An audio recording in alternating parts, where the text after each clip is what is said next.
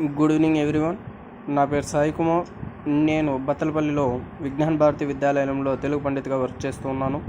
ఇప్పుడు మనము 10వ తరగతి కొత్తగా వచ్చినటువంటి సిలబస్లో కొత్తగా వచ్చినటువంటి పాఠ్యపుస్తకాలలో మనకి ముఖ్యంగా ఫస్ట్ లెసన్ అంటే ప్రత్యక్ష దైవాలు. ఆ యొక్క ప్రత్యక్ష దైవాల్లో ఉండేటువంటి గ్రామర్ను ఇప్పుడు మనము చెప్పుకుందాం. జనకుడు అంటే కానీ తండ్రి తమ పిల్లలను చక్కగా తీర్చిదిద్దాలి అంటే ఇక్కడ జనకుడు అంటే కానీ తండ్రి, మన నాన్న తమ పిల్లలను తండ్రి యొక్క పిల్లలను చక్కగా తీర్చిదిద్దాలి అంటూ ఉన్నారు. అంటే ఇక్కడ సొంత వాక్యము రాయమన్నాడు మనకి. తండ్రి జనకుడు అంటే తండ్రి,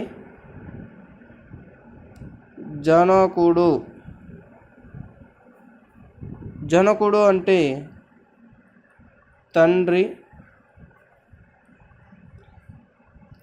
తండ్రి. సొంత వాక్యం ఏమంటే కానీ మా నాన్న లేదా మా జనకుడు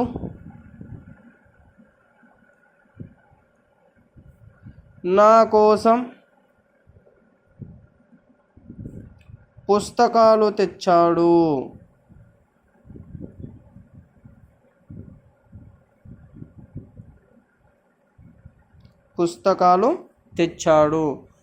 జనకుడు అంటే తండ్రి. మా జనకుడు, చూడండి ఇక్కడ జనకుడు అని వచ్చింది, నా కోసం పుస్తకాలు తెచ్చాడు. మనము ఆ యొక్క జనకుడు అనేటువంటి పదాన్ని ఉపయోగించి మనం రాయాల్సి ఉంటుంది.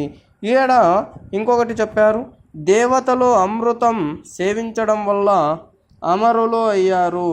అంటే దేవతలు అమృతం సేవించడం వల్ల దేవతలు అయ్యారు. అంటే అమరులు అంటే దేవతలు,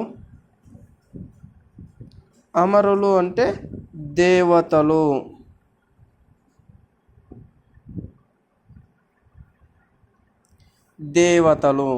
అమరులు అంటే దేవతలు. అంటే ఇప్పుడు మనం ఏం రాయొచ్చు అంటే కానీ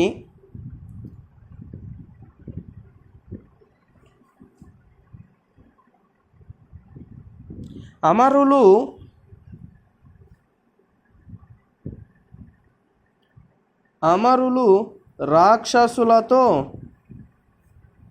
రాక్షసులతో యుద్ధం చేసి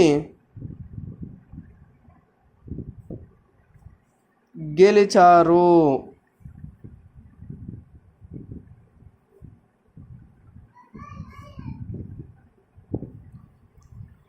మనకి ఒకటి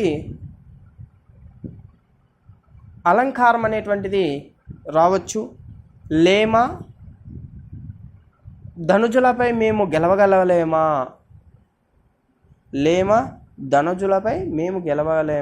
అంటే మేము లేమా రాక్షసులపై మేము గెలవలేమా అనేటువంటి అలంకారము కూడా వస్తుంది మనకి. లేమా అనేటువంటి రెండు వస్తూ ఉన్నాయి. దీని అర్థం వేరే ఉన్నది, దాని అర్థం వేరే ఉన్నది. మనకి ఇది కూడా ఉన్నది. ఏదంటే కానీ అలంకారము కూడా ఉన్నది. అలాగే చక్కని వాక్యే మనిషికి భూషణం. భూషణం అంటే కానీ అలంకరించుకోవడం. చక్కని వాకే అంటే మాట, మనిషికి అలంకారణం అంటే భూషణం ఆభరణం. అంటే ఈడ చక్కని వాకే అంటే వాకే అంటే వాకు అంటే కానీ ఈడ మనకి మాటే అనేటువంటిది. భూషణం అంటే ఆభరణం.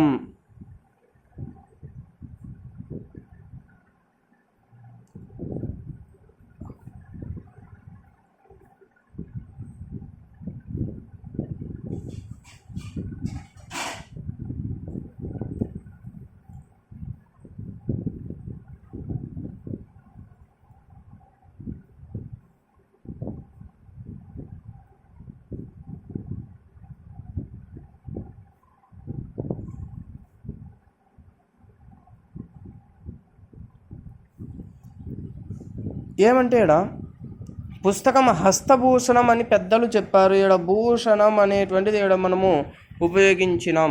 భూషణం అనేటువంటిది ఇక్కడ మనము ఉపయోగించినాం. ఆడ ఆభరణం అంటే పుస్తక హస్తభూషణ. హస్త అంటే చెయ్యి, హస్తము అంటే చెయ్యి, చెయ్యి హస్తం హస్తభూషణం అని పెద్దలు చెప్పారు. ఐఏఎస్ కావాలనే అతని చిరకాల వాంఛ నెరవేరింది. వాంఛ అంటే కోరిక, వాంఛ అంటే కోరిక. ఈ కోరిక అనేటువంటిది మనకి ఏ విధంగా ఉంటుందంటే, ఏదైనా కానీ మనం ఒకటి సాధించాలి అనేటువంటి కోరిక అనేటువంటిది ఉండాలి. ఏదైనా కానీ మనం సాధించాలి అనేటువంటి కోరిక ఉండాలి. సో కొంతమంది ఉంటారు, నాయలు ఏం చేస్తారంటే కానీ ఏదేదో రాసి పెట్టింటారు. ఆ విధంగా కాకుండా మనము చదువుకుంటే దానిలో ఎంత చదివామో దానికి వచ్చేసి ఎక్కువ మార్కులు సాధించాలనే వాంఛ ఉంటే బాగా చదవాలి. అంటే మనము కోరిక దేని మీద ఉండాలంటే కానీ ఎక్కువ మార్కులు సాధించాలనేటువంటి కోరిక ఉండాలి. ఎక్కువ మార్కులు సాధించాలనే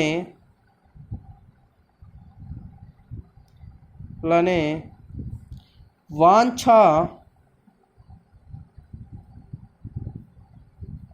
ఉండాలి. ఓకేనా? అర్థమైందా?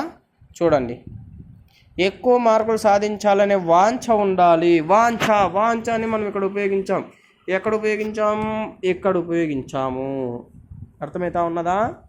అలాగే ఆ నగరంలో హార్మ్యాలు ఆకాశాన్ని తాకుతున్న. హార్మ్యాలు అంటే కానీ బిల్డింగ్లు, భవనాలు, పెద్ద పెద్ద భవనాలు. హార్మ్యాలు అంటే కానీ భవనాలు.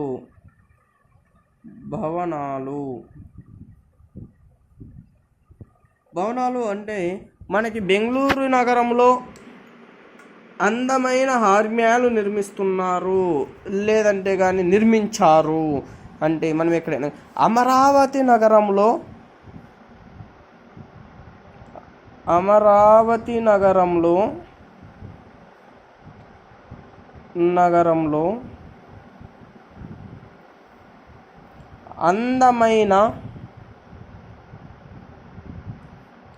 హార్మ్యాలు నిర్మిస్తున్నారు.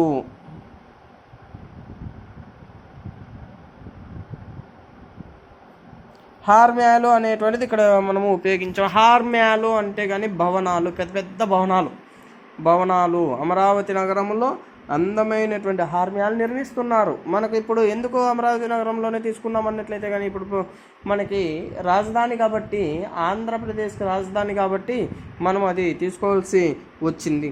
హితము అంటే ఇక్కడ ఉన్న చూడండి, మనం ఎప్పుడు పరుల హితమునే కోరాలి. పరుల హితమునే, మంచినే లేదా మేలునే కోరాలి. మంచినే లేదా మేలు. హితము అంటే మేలు. ఏం చెప్తూ ఉన్నాము? సంఘ సంస్కర్తలు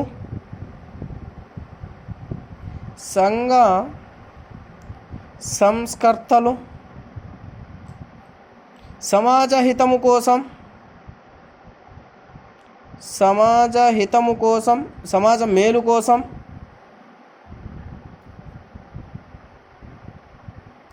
శ్రమిస్తారు, కష్టపడినారు కదా. మనం ఏం చేస్తూ ఉన్నారు? పూర్వకాలములో కానీ మన ఆంధ్రుల కోసం, అలాగే మన యొక్క దేశం కోసం చాలామంది పోరాడడం అనేది జరిగింది. మన మేలు కోసమే పోరాడాడు. లేదంటే కానీ ఇప్పుడు మనం కూడా ఎవరిలో ఉండాల్సి వస్తుంది? పాకిస్తాన్ వాళ్ళ, బ్రిటిష్ వాళ్ళ పరిపాలనలో ఉండాల్సి వస్తుంది. మన మంచి కోసమే వాళ్ళు కాపాడడం అనేది జరిగింది. శ్రమించారు, కష్టపడ్డారు. అలాగే ఇప్పుడు పర్యాయ పదాలు అనేటువంటివి చూద్దాం. చూడండి, పుత్రుడు, వస్త్రం, జనని, చక్షువు, వహ్ని. కింది పదాలకు పర్యాయ పదాలు రాయండి అన్నది. పుత్రుడు అంటే కానీ మనం ఏం చేస్తాం? కొడుకు, అలాగే కుమారుడు, సుతుడు, నందనుడు. ఈ 4 మనకి చెప్పామంటే కానీ, లేదంటే కానీ మనము పుత్రుడు అంటే కానీ కొడుకు కుమారుడు రాసినా కానీ వస్తాయి. అంటే పర్యాయ పదాలు ఒకే సమాన అర్థాలు కలిగినటువంటివి పర్యాయ పదాలు అనేటువంటివి వస్తూ ఉంటాయి. వస్త్రం,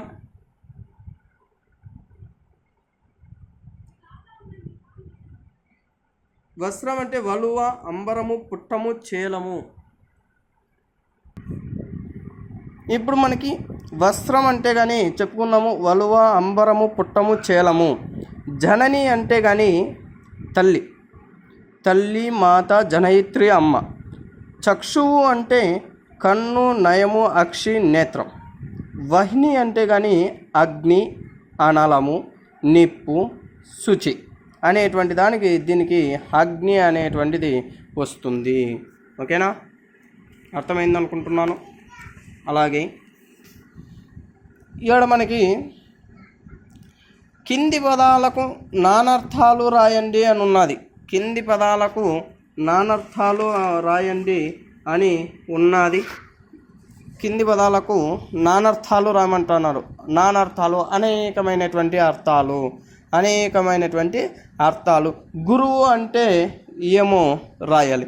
గురువు తల్లిదండ్రి తర్వాత ఎవరంటే గురువే మనకి.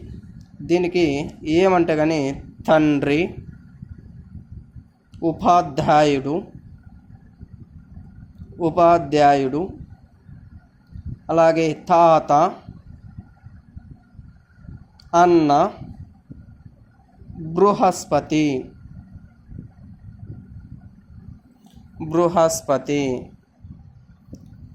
తండ్రి, ఉపాధ్యాయుడు, తాత, అన్న, బృహస్పతి. అంటే మనకి గురువు తండ్రి తర్వాత తండ్రి, ఉపాధ్యాయుడు నేర్పించేటువంటి వాడు, తాత అన్నీ అతనే. ఇంకా అన్న, బృహస్పతి మొత్తం అంతా ఇంకా గురువే. వాళ్ళ తర్వాత మనకు గురువే. అలాగే అర్థముకి మనకు అనేకమైనటువంటి ఉన్నాయి. శబ్దార్థము, అలాగే ధనము, కారణము, న్యాయము. అలాగే ఫలం అనేటువంటిది ఏదైనా కానీ మనకు అంటూ ఉంటారు దేవతలు, ఎవరైనా కానీ. ఫలం అంటే కానీ సంతానము, ప్రయోజనము, పండు అనేటువంటిది వస్తుంది. మనకి ఏమవుతుందంటే ఫలము అంటే కానీ సంతానము, పండు, బహుమానము,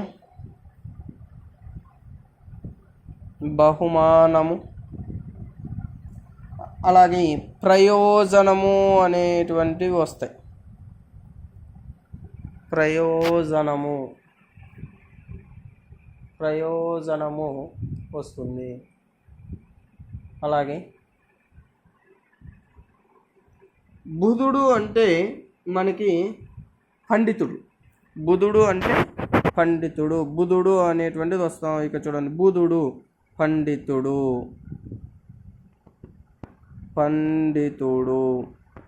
బుధుడు అంటే పండితుడు.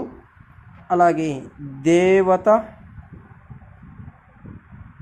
అలాగే బుధ గ్రహము అనేటువంటివి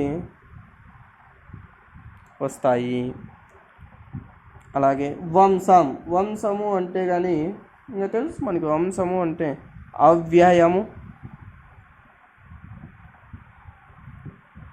వెదురు, బాణము, సమూహము అనేటువంటివి వస్తాయి. వంశము అంటే కానీ ఇవన్నీ వస్తాయి.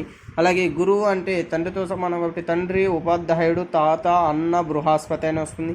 అర్థము, శబ్దార్థము, ధనము, కారణము, న్యాయము అనేటువంటివి వస్తాయి. ఫలం అంటే కానీ సంతానం, పండు, బహుమానము, ప్రయోజనం. బుధుడు అంటే పండితుడు, దేవత, బుధ గ్రహము. అలాగే వంశము అంటే కానీ అవ్యయము, వెదురు, బాణము, సమూహము అనేటువంటివి మనకి రావడం అనేది జరుగుతుంది. అలాగే మనకి ఇక్కడ కింది పదాలకు ఉత్పత్త్యర్థాలు రాయండి అని ఉన్నది. ఉత్పత్త్యర్థాలు అనేటువంటివి రాయాలి. అంటే ధర్మము అంటే కానీ మనకి ధర్మం అంటే పుణ్యము, బుధుడు అంటే కానీ విద్వాంసుడు, అలాగే జనని అంటే తల్లి, కౌశికుడు అంటే కానీ విశ్వామిత్రుడు, వసుధ అంటే కానీ భూమి. మనకు ధర్మం అంటే పుణ్యము, అంటే విశ్వము ధరించినది, విశ్వమును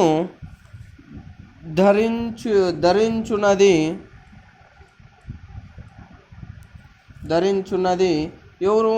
ఏంది? పుణ్యము. లోకమును ధరించినది. ఈడ విశ్వమును అంటే లోకమును, విశ్వమును అంటే లోకమును ధరించినది అని అర్థం. బుధుడు అంటే పండితుడు, బుధుడు అంటే కానీ విద్వాంసుడు, బుధుడు అంటే అన్ని తెలిసినటువంటి వాడు, అన్నీ తెలిసిన వాడు ఎవరు అంటే కానీ విద్వాంసుడు, అంటే ఉపాధ్యాయుడు, విద్వాంసుడు. అలాగే జనని అంటే తల్లి సంతానమును కనునది,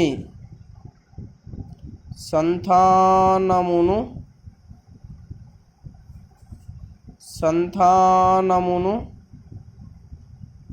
కనునది ఎవరు? తల్లి. సంతానమును కనునది తల్లి. కౌశికుడు అంటే కానీ మనకి విశ్వామిత్రుడు. ఇక్కడ ఏమంటే కుశికుడు అనురాజు మనుమడు అంటే దీనికి ఇంకోటి ఉన్నది. కుశికుడు దీని అర్థం చెప్తాను. అనురాజు మనుమడు విశ్వామిత్రుడు. ఇక్కడ గమనిక ఏమంటే కానీ కుశికుడు అనురాజు మనుమడు అయినందున విశ్వామిత్రుని కౌశికుడు అని అంటారు. విశ్వామిత్రుడిని కౌశికుడు అంటారు. ఎందుకో కుశికుడు అనురాజు మనముడైనందున విశ్వామిత్రుడు మనకి కౌశికుడిని ఏమంటున్నారు? విశ్వామిత్రుడు అని కూడా అంటున్నారు. అలాగే వసుధ అంటే ధనమును ధరించున్నది, భూమి. ధనమును ధరించినది ఏంది? భూమి. ఓకేనా? అర్థమైంది అనుకుంటున్నాను. అలాగే ఏమన్నా అర్థం కాలేదంటే కానీ మీ యొక్క డౌట్స్ని కామెంట్ రూపంలో తెలియజేయవలసిందిగా కోరుతూ ఉన్నాను. అలాగే కింది పట్టికలో ప్రకృతి వికృతి పదాలు ఉన్నాయి, వీటిని గుర్తించి రాయండి. వికృతి పదాలు అలాగే ప్రకృతి పదాలు, వికృతి పదాలు అనేటువంటివి మనము రాయాలి. చూడండి. కార్యము, కజ్జము, దృఢం, బీటవు, పుత్రుడు, అలాగే బొట్టె, యజ్ఞం, అలాగే జన్నం, విజ్ఞానం, విజ్ఞానం, హృదయం, యథ అనేటువంటివి ఇప్పుడు మనం రాసుకుందాం. కార్యం, కర్జం, హృదయం,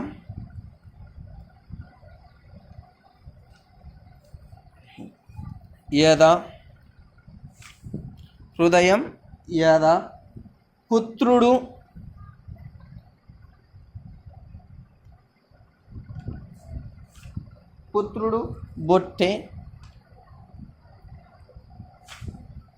బొట్టె, అలాగే యజ్ఞం, జన్నం,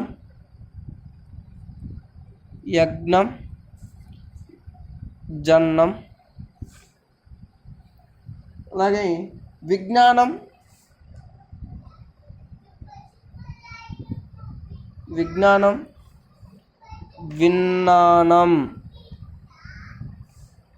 అలాగే ఇంకా ఒకటి ఉన్నది. ఏదది? దృఢం దిటవు, దృఢం దిటవు అనేటువంటిది ఒకటి ఉన్నాయి చూడండి. కార్యము అంటే ఖర్జం, హృదయం యథ, పుత్రుడు గొట్టె, యజ్ఞం జన్నం, విజ్ఞానం విజ్ఞానం, దృఢం దిటవు అనేటువంటివి మనకి పర్యాయ పదాలు, వికృతి పదాలు అనేటువంటివి ఉన్నాయి. కిందన వచ్చినటువంటి కింది పదాలను విడదీసి అలాగే సంధి పేరు రాయాలి. చూడండి, కింది పదాలు విడదీసి మనకి సంధి పేరు అనేటువంటిది రాయాలి. నిజంబగు మూలంబహినది కలదొక వేల్పులనగు నీ ఒకరుండవు అంటే ఈడ ఏమొస్తుందంటే కానీ మనకి ఉత్వసంధికి సంబంధించినటువంటి ఈ యొక్క సందులు అనేటువంటివి. ఉత్వసంధి ఏ విధంగా ఉత్వసంధి అంటే నిజంబగు అనేటువంటిది నిజంబు ప్లస్ అగు అనేటువంటిది మనకి ఆల్రెడీ ఉత్తునకు అచ్చుపరమైనప్పుడు మనకి ఏమవుతుందంటే కానీ ఉకార సంధి అనేటువంటిది వస్తుంది. ఏ విధంగా అంటే కానీ నిజంబు ప్లస్ అగు. చూడండి, ఉత్తునకు అచ్చుపరమైంది, ఉత్తునకు ఈడ ఉకారం అనేటువంటిది వస్తుంది. బు ప్లస్ ఓ ఈజ్ఈక్వల్ టు బు అవుతుంది. ఆ యొక్క దానికి అచ్చు అనేటువంటిది వస్తూ ఉంది కాబట్టి ఈ రెండింటికి మనకి ఏమవుతుందంటే కానీ ఉత్వసంధి సంబంధించింది. ఉత్వసంధికి సంబంధించినటువంటిది. మూలంబైన, మూలంబు ప్లస్ అయినది, మూలంబు ప్లస్ అయినది, ఇది కూడా ఉత్వసంధికి సంబంధించినటువంటిది. కలదొక, కలదు ప్లస్ ఒక, కలదొక, కలదు ప్లస్ ఒక, కలదొక. వేల్పులనగు, వేల్పులు ప్లస్ అనగు, వేల్పులు ప్లస్ అనగా, వేల్పులు ప్లస్ అనగా, వేల్పులనగా. నీ ఒకరుండవు, నీవు ప్లస్ ఒకరుండవు, ఒకరుండవు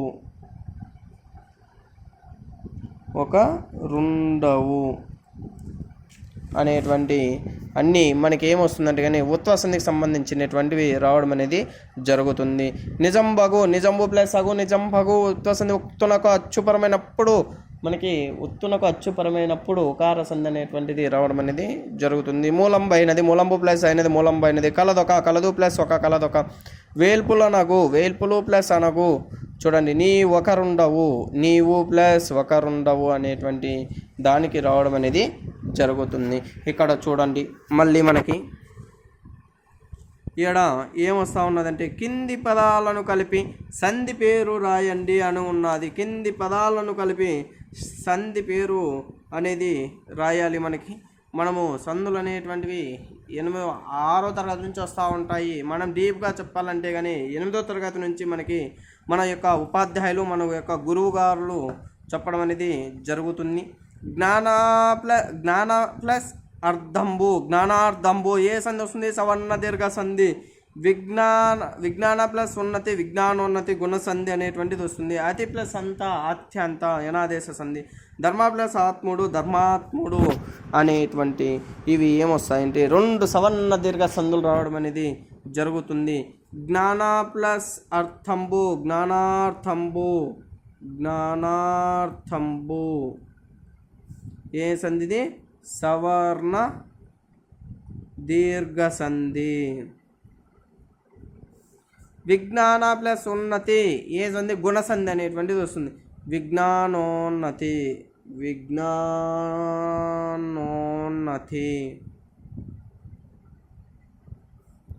ఏ సంధి? గుణసంధి. అతి ప్లస్ అంత, అత్యంత, అత్యంత, యనాదేశ సంధి, యనాదేశ సంధి, యనాదేశ సంధి. ధర్మ ప్లస్ ఆత్ముడు, ధర్మాత్ముడు, సవర్ణ దీర్ఘ సంధి, ధర్మాత్ముడు. ఏ సంధి? సవర్ణ దీర్ఘ సంధి. సవర్ణ దీర్ఘ సంధి. అలాగే మనకి ఇంకా కొన్ని ఇవ్వడం అనేది జరిగింది. ఇవి దేనికి సంబంధించినటువంటివి అంటే కానీ త్రిక సంధికి సంబంధించినటువంటివి. చూడండి, ఈ ప్లస్ మేయి ఇమ్మేయి, ఈ ప్లస్ మహాత్ముడు ఇమ్మహాత్ముడు, ఆ ప్లస్ విప్రుడు అవిప్రుడు, ఆ ప్లస్ పతివర్త అపతివర్త,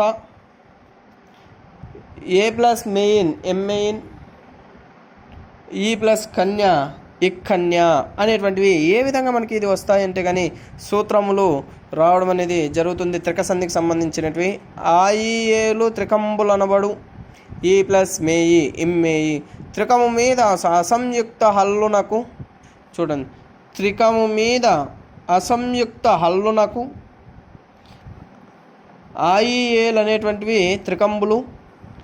త్రికంబు మీద అసంయుక్త హల్లునకు ద్విత్వంబు బహుళంబగును. చూడండి, అసంయుక్తమైనటువంటి హల్లు ద్విత్వంబు అయినటువంటి ద్విత్వాక్షరం అనేటువంటిది ఉన్నది. దానికి మనము ఇది చెప్పవలసి త్రిక సంధి చెప్పవలసి వస్తుంది. అలాగే ఇంకొకటి, ద్విరుక్తంబగు హల్లు పరంబగునప్పుడు ఆచికంబగు దీర్ఘంబునకు రస్వంబగును. ఇమ్మేయి అంటే ద్విరుక్తంబగు హల్లు పరంబగునప్పుడు ఆచికంబగు దీర్ఘమునకు హ్రస్వంబగును. అంటే దీడ వచ్చినటువంటి దీర్ఘానికి హ్రస్వంబగును అంటే పొట్టక్షరం కావడం అనేది జరుగుతుంది, దీర్ఘం లేకుండా రావడం అనేది జరుగుతుంది. ఈ ప్లస్ మహాత్ముడు ఇమ్మహాత్ముడు, ఇమ్మహాత్ముడు. ఆ ప్లస్ విప్రుడు అవిప్రుడు, ఆ ప్లస్ పతివ్రత అపతివ్రత, అపతివ్రత. ఏ ప్లస్ మెయిన్ ఎమ్మెయిన్. ఇవన్నీ త్రిక సంధికి సంబంధించినటువంటివి. ఈ ప్లస్ కన్య ఇక్కన్య, ఇక్కన్య అనేటువంటివి రావడం అనేది జరుగుతుంది.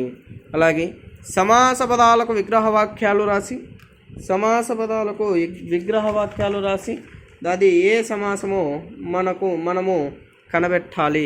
ఏ సమాసమో మనము కనబెట్టాలి అంటే జననీ జనకులు, ఫలపుష్పములు, వస్త్రభూషణములు, భక్ష్యభోజ్యములు. ఇవి జననీ జనకులు అనేటువంటి ద్వంద్వ సమాసం. ఇవన్నీ ద్వంద్వ సమాసానికి సంబంధించినటువంటివి. ఇవన్నీ ద్వంద్వ సమాసమునకు సంబంధించినవి. జననియు జనకుడు,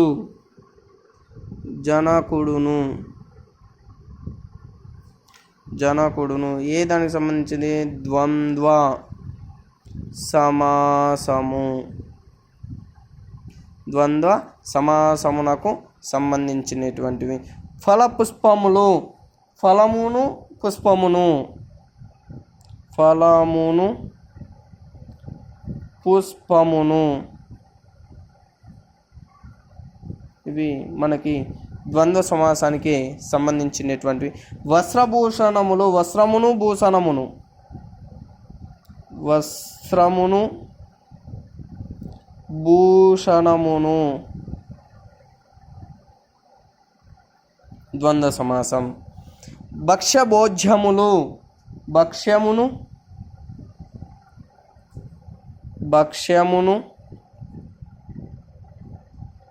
భోజ్యమును. ఇది కూడా ద్వంద్వ సమాసమునకు సంబంధించినటువంటివి. చూడండి, జననీ జనకులు అనేటువంటి దానికి మనము జననీయును జనకుడును అనేటువంటిది వస్తుంది. ద్వంద్వ సమాసం. ద్వంద్వ అంటే రెండు, ఇద్దరు. ఫలపుష్పములు, ఫలమును పుష్పమును రెండు ఉన్నటువంటి. అలాగే వస్త్రభూషణములు, వస్త్రమును భూషణమును.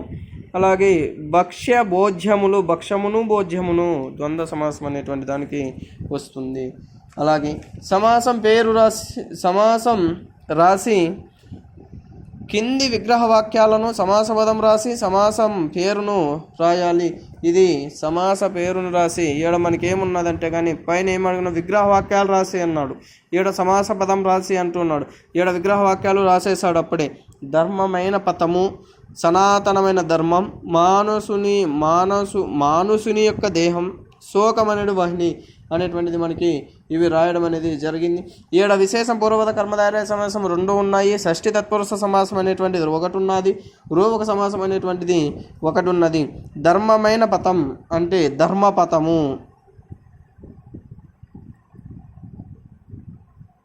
ధర్మపథము ఇది విశేషణ పూర్వపద కర్మధారాయ సమాసము, కర్మధారాయ అనేటువంటిది వస్తుంది. సనాతనమైన ధర్మం, సనాతన ధర్మము, సనాతన ధర్మం ఇది విశేషణ పూర్వపద కర్మధారాయ సమాసంలోకి రావడం అనేది జరుగుతుంది. ఇక్కడ చూడండి, మానుషుని యొక్క దేహము, మానుష దేహం,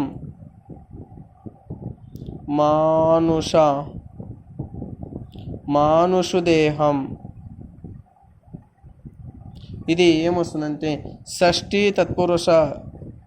మనకి విభక్తులు అనేటువంటివి వచ్చాయి అంటే కానీ వస్తాయి. తత్పురుష సమాసం. శోకమనుడు వహ్ని, శోకవహ్ని ఇది రూపక సమాసం కిందకి వస్తుంది. రూపక సమాసము దాని కిందకి రావడం అనేది జరుగుతుంది. ఓకేనా, అర్థమవుతా ఉన్నదా? అలాగే ఇంకా లాస్ట్కి మనకి ఛందస్సు అనేటువంటిది చూడండి. ఈడ మనకి ఒకటి ఇచ్చాడు. అలంకారం, రూపకాలంకారము, అలంకారాలు అనేటువంటి కింది పద్యాన్ని పరిశీలించండి.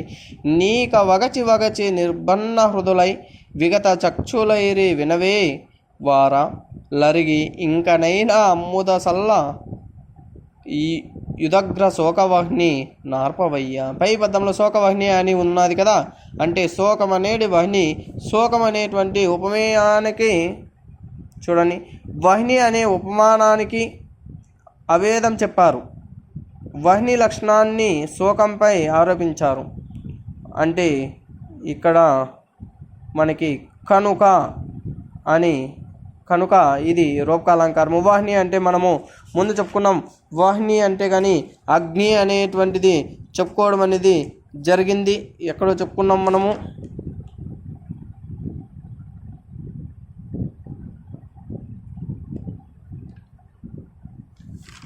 ఆల్రెడీ మనము వాహ్ని అంటే కానీ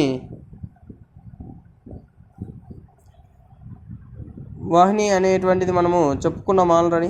అలాగా ఈడ ఏమంటే కానీ వాహ్ని శోకం అనేటి వాహ్ని అంటే రూపక అలంకారం అనేటువంటిది వచ్చింది. అలాగే ఈడ మనము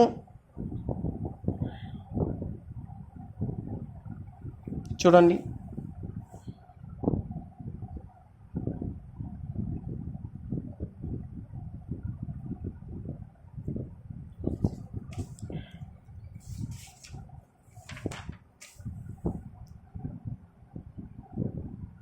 చూడండి ఈడ ఎంతయూ వృద్ధులై తమకు నీ ఒకరుండవు తెప్పగాక నా చెంత అని ఉన్నది. చూడండి 1 2 3 4 5 6 7 8 9 10 11 12 13 14 15 16 17 18 19 20 అక్షరాలు ఉన్నాయి. కాబట్టి మనకి ఏమొస్తుందంటే కానీ ఇది ఉత్పలమాల అనేటువంటి దానికి వస్తుంది. ఉత్పలమాల అనేటువంటి దానికి వస్తుంది.